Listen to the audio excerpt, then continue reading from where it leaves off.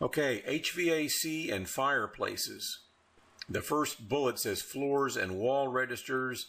You just want to make sure that you don't have a carpet that's over top of a floor register or a big piece of furniture that's in front of a wall register where you're being supplied or a return register. So just check those things out to make sure that the heat that you're buying from the utility is getting into the house. The other thing is a setback thermostat, which is a great tool, and because you can set that thermostat back at night. You can set it when you're gone during the day at work if no one's in the home, so it helps you manage how much heat your house needs. And you can set it a half hour before you come home so that by the time you get home the house is back up.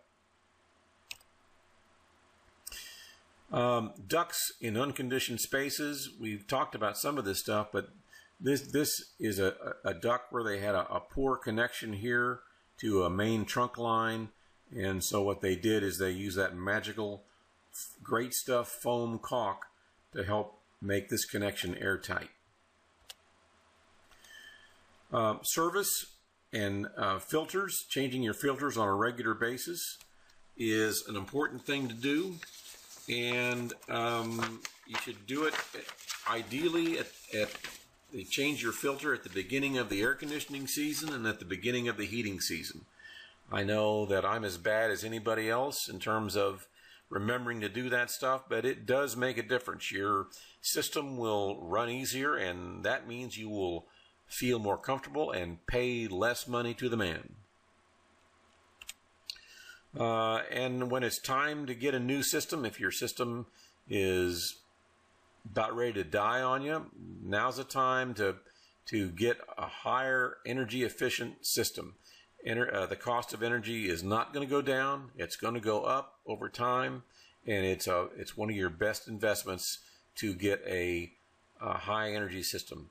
I built my house in 1978, and my furnace lasted about 30 years, and I was paying in the wintertime on a bad month, $240 for my heat, and I put in a new high energy efficient system, and my highest bill the last 2 winters has been 60-some bucks. So it will make a huge difference.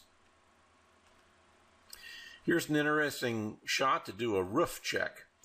And what you see here is there's one side of the house that's losing a lot more heat than the other side. So something is going on in that house that makes the snow not melt because it's not getting warmth from the house on one side of the house, but on the other side of the house, it's getting plenty of heat that's being lost from the conditioned area, and that heat is going right literally through the roof. So do a roof check.